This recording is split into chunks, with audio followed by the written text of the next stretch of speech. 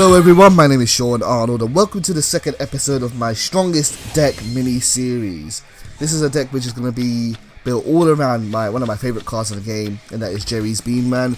If you missed Jerry Beansman's training episode, please go and check that out. That was the last episode for the Yugioh online ranked series that I uploaded to my channel. And now we're going to put Jerry Beansman to the test. Let's see if he can overcome evil and save the day as he so desires to. Managed to draw into Jerry's Beanman in this turn, but I'm not going to be using him right now. Right now I'm going to use Pot of Duality, which is going to allow me to excavate the top 3 cards of my deck and then add one to my hand. However, by doing so, I'm not going to be able to special summon this turn, so we'll see which one I go for. I will pick Enchanting Fitting Room, one of the key cards of this deck, and when I invented this deck, I wanted to build a deck around this card because I thought it had so much potential.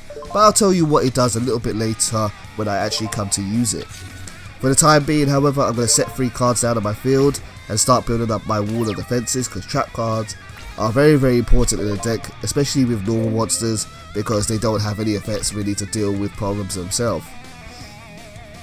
Back over to Nosferatu 21, let's see what he's going to do for this turn, and well, he's thinking about what his move is going to be. And he's going to tribute summon. What will he bring out? He's bringing out Shadow Vampire, and I'm going to guess by the name of his PSN profile that this is a vampire deck. But Shadow Vampire is actually a pretty good vampire card, one of the stronger vampire cards and one of the better supports that they've got.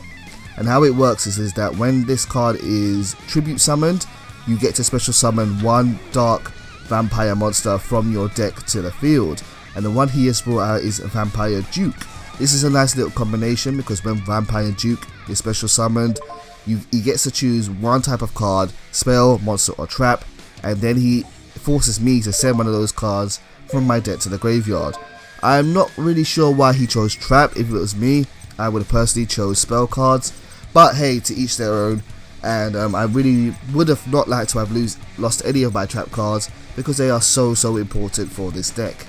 But what I like to do in this situation is just ask myself, what is the card I want to draw into next the least?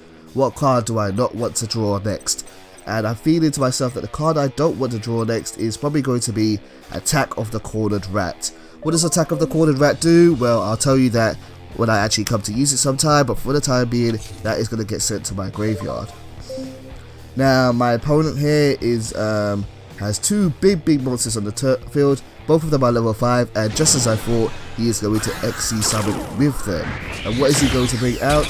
He is going to bring out Keeper of Armageddon. I can't really remember the first part of this card's name, but I will see it in a second. It is Ardrius. Ardrius, Keeper of Armageddon. This is a really cool level 5 card because you can detach one XC monster from this card to target one face-up card that your opponent controls and destroy it.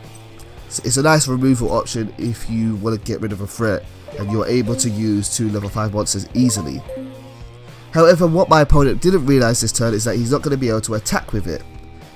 Shadow Vampire has a limitation on its effect, and that is whatever card it special summons is the only monster that can attack for this turn, so it seems like he forgot that, which is lucky for me. Anyway, now it's my turn to make a play. First, I'm going to use Dark Hole. Monster removal cards are very important in this deck for clearing the field because my monsters aren't very strong. Look how puny they are. I'm using beans for God's sake. But now I get to use one of the key cards in my deck, and that is Enchanting Fitting Room. I love this card. The way this card works is that you pick up the top 4 cards in your deck, and if you get a level 3 or lower normal monster, you can special summon it. Really fun, right? So I first managed to get 2 Warrior out of my deck. Now I managed to get a Jerry Beansman out of my deck. There's Pot of Duality, I won't be able to use that.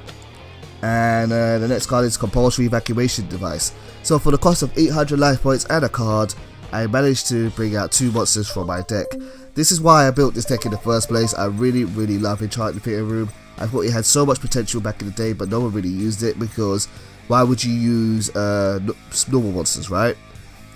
Anyway, now I'm thinking, what can I do for this turn? I want to try and protect myself from my opponent's face down card here. So I'm going to Synchro Summon into Naturia Barkion.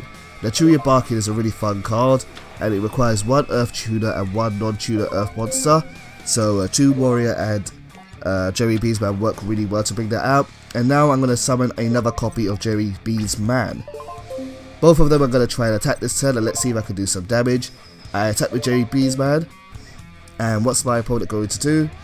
He plays Mirror Force. This is bad, it can destroy all cards on my field. However, very fortunately, I have Naturia Barkion on my field, and the effect of this card is that I have to banish 2 cards from my graveyard. So goodbye Dark Hole and goodbye Attack of the Cornered Rat, and by doing so I get to negate a trap card that my opponent is using. Really great card for protecting your big plays and for protecting big attacks here. And so now I'm going to do some damage. 1750 for Nosferatu there, then another 2500 with Naturia Barkion. And as you guys can probably see, this video is now starting to wrap down to the end of the video now. So I guess you can guess what that's going to mean. And if I remember correctly, I actually don't really remember too well, but I think this is going to be when my opponent decides to either surrender or rage quit. I can't remember which of the two. Either way here, we managed to overcome some evil, we managed to defeat the villainous vampires, and Jerry's Beesman survives another day.